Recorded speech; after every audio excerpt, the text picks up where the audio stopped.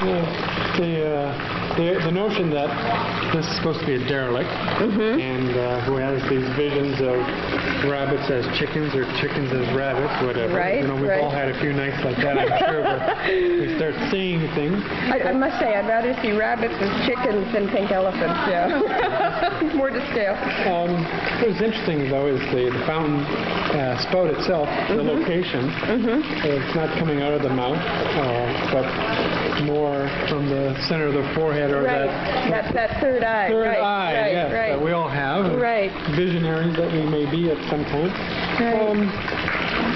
So it's quite a statement, seeing him standing with his one foot in the drink, literally, which is his nemesis. It's his Peter's point of perhaps social ostracization that leads him to have perhaps only rabbits as friends. I never thought of that. Oh, it's desperate. This is desperate. Part of that despair that the artist intended through the piece, I think, comes out because of the rabbits. I don't know.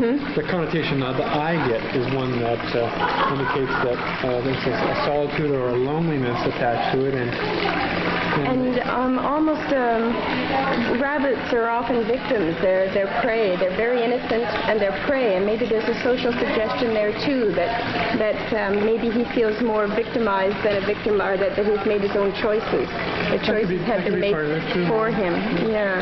The artist hasn't given us that much detail in his explanation. Truly. But to continue with the idea that the piece itself is an example of the despair of the artist. I think you mentioned it to you that it was somewhat autobiographical. Very much so. He deems it as a portrait, a self-portrait of his own dealing with alcoholism, in fact. So the one foot in the drink, and then, you know, the idea of being a victim of the cycle. And you can see that technically and also socially, the cycle happens. You drink and you eliminate, and that's a cycle. That's being very diplomatic. You're like that. Bodily function, right? And then technically too, there's a submersible pump in the pond that has a return pipe that keeps the cycle going as well. An interesting feature of the piece is the connection with the rabbits, and that the rabbits actually, there were 3. We just have Miss Scarlet now. 2 of them have gone home. They really like to be by the water, by the pond, and they'll drink from this. It's just lightly colored with blue food color, you know, just the same as you'd cook with, and actually drinking from the pond. And she's chosen her spot. She's not taped to the floor, I assure you. She's chosen to be there, and is very much a part of the sculpture. Another aspect of the exhibit and the element of disguise is the artist's completion of that notion or intent by disguising the gallery itself. Absolutely. So he's created an interior landscape, because the gallery is very park-like. The 3 benches that are usually in the gallery for viewing works on walls are displayed much like park benches around this wooden deck that creates some kind of a park sense, like a boardwalk. The astroturf, the sense of green and parkness, the water, and then so we have a real park environment in the gallery, and then he's closed or wrapped the windows in both the doors and our large front bay window, so that the gallery is actually wearing a disguise. The entire construction of the piece, too, would not have been possible if it wasn't for some of the support we got from the our private own community. sector, and the community. Indeed.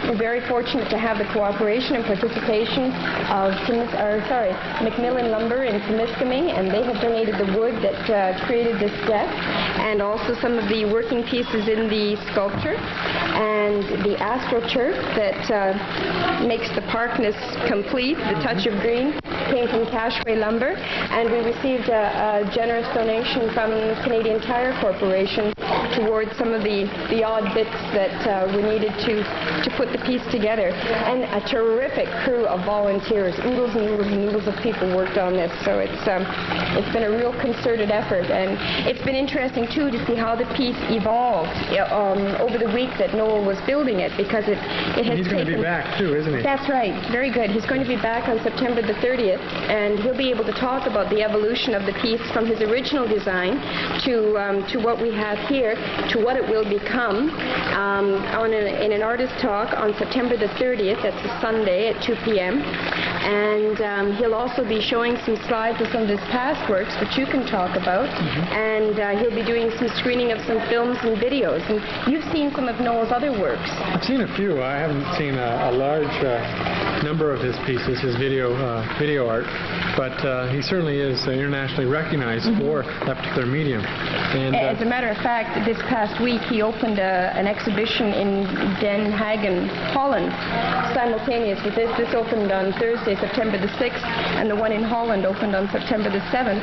He's off to Georgia this week for another exhibition that he's doing. So you're right, he's very internationally known. Yes, and he has a tendency too to not forget his roots. Although he'll exhibit at some of the more larger renowned galleries, he still will visit alternative galleries like ours here in town. Right. And I know that he has exhibited some of his videos at Art Site in Windsor, another alternative gallery. And it's nice to see that patronage of his still going back to smaller people that communities first as well. recognized. That's right. Yeah. It's nice. Great.